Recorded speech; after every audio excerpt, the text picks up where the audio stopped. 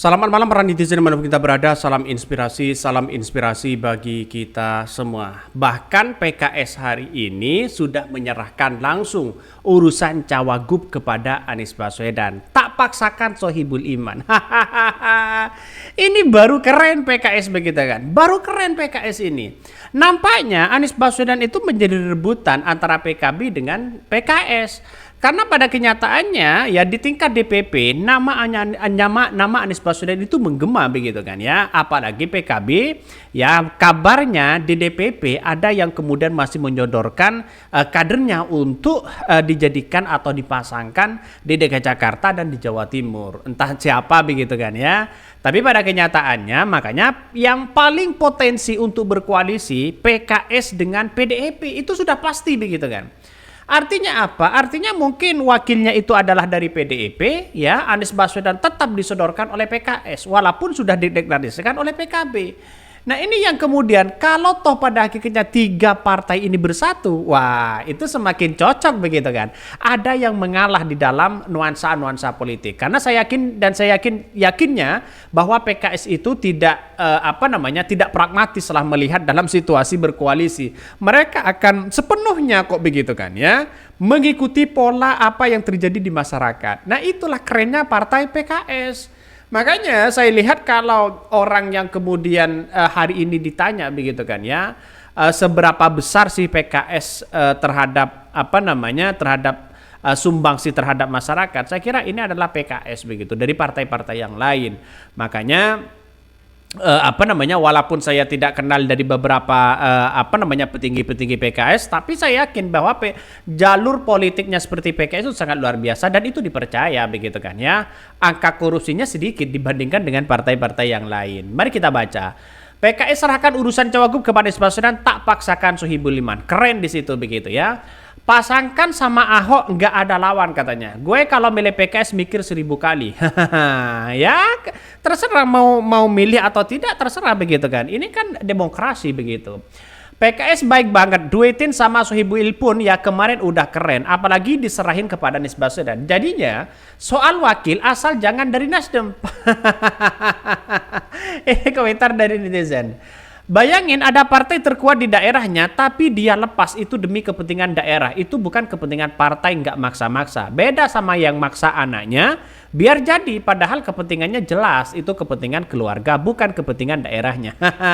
Siapa mereka begitu? Ya pasti ada lah begitu kan. Makanya saya sampai hari ini melihat bahwa peta politik yang ada di DKI Jakarta tetap posisi Anies Baswedan itu didengungkan atau menggema begitu. Dari beberapa survei, dari beberapa masyarakat yang kemudian cerita mulai dari tukang angkot, tukang ojek membicarakan bahwa ketika ditanya apakah memilih Anies Baswedan atau tidak, mereka banyak yang mengatakan akan memilih Anies Baswedan. Di komentar-komentar di channel Hodari Podcast Rakyat, banyak yang mengatakan bahwa ya tetap akan memperjuangkan dan mendukung Anies Baswedan. Dan inilah yang dirasakan oleh masyarakat di Jakarta.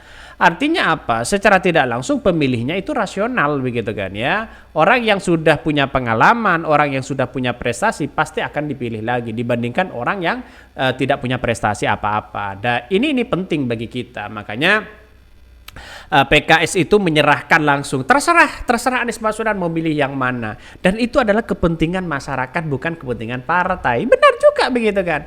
Jadi artinya apa? Artinya saat ini masyarakat sudah melihat begitu kan ya bahwa partai yang kemudian yang menjadi acuan saat ini adalah partai PKS, tidak ada yang lain lagi.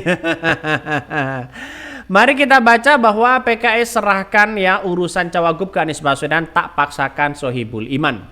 Dari beberapa cerita ini dan berita ini mengatakan bahwa PKS memberikan leluasa kepada Anies Baswedan untuk memilih calon wakilnya calon gubernur dari beberapa partai politik yang lain meski telah mewacanakan ya duet antara Anies Baswedan dengan Sohibul Iman. Dia bercerita bahwa segala apapun dia respon ya, mulai dari pertanyaan soal PKB yang membuka peluang mengusung Anies Baswedan sebagai cagup, sementara posisi dari wakil gubernur berasal dari PDIP ya dan bukan Sohibul Iman. Mereka mengatakan ya nggak ada masalah katanya begitu kan, tidak ada masalah. Mari kita baca dan tunjukkan ini salah satunya. Ya semua kita serahkan kepada Anies. Tentu mudah-mudahan si Pak Anies juga sangat paham ya dengan PKS. Menghargai PKS, insya Allah kita khususkan kepada Pak Anies ya, akan tetapi ya bersama dengan PKS, akan tetap bersama dengan PKS, kata Sohibul Iman. Dalam artian apa? Dalam artian ya sumbangsi dari PKS kepada Anies Baswedan itu begitu besar, dan bahkan itu PKS percaya terhadap Anies Baswedan. Kalau toh pada hakikatnya itu yang diambil wakilnya itu dari PDIP, ya menurut saya pribadi mungkin inginnya ini adalah menang dan kekompakan di situ, dan partai PKS akan tetap mendukung Anies Baswedan dan berkoalisi dengan PDIP. Artinya secara tidak langsung pendukung dari PDIP yang kemudian dulu 2017 mereka mengkritik sana sini kepada Anies Baswedan dan sekarang sudah terbantahkan. Mau mengkritik apa? Jadi kita lihat saja begitu kan. Artinya apa? Artinya dulu bagaimana PKS dan PKB katanya tidak bisa disatukan. Ya ibarat minyak dan air, tapi pada pilpres mereka disatukan antara PKS dengan PKB. Dan sekarang ada yang menanyakan tidak mungkinlah PDIP dengan PKS mereka akan berkoalisi. Tapi di daerah, di DKI Jakarta, PDIP dengan PKS kalau mereka berkoalisi itu sudah menunjukkan bahwa partai PKS dengan siapapun menunjukkan nasionalismenya. Jadi bukan dicap sebagai orang Salafi, Wahabi dan sebagainya, cingkrang-cingkrang dan sebagainya. Itu sudah terbantahkan begitu kan. Ini kerennya dari politik dari PKS. Makanya Pak Ahmad Saihu dengan kepemimpinan Pak PKS itu sudah menunjukkan luar biasanya begitu kan ya PKS ini. Bahkan ya menurut Pak Saihu mengaku bahwa PKS belum memenuhi syarat untuk mengusung Anies Sohibul Iman secara mandiri di Pilgub Jakarta 2024.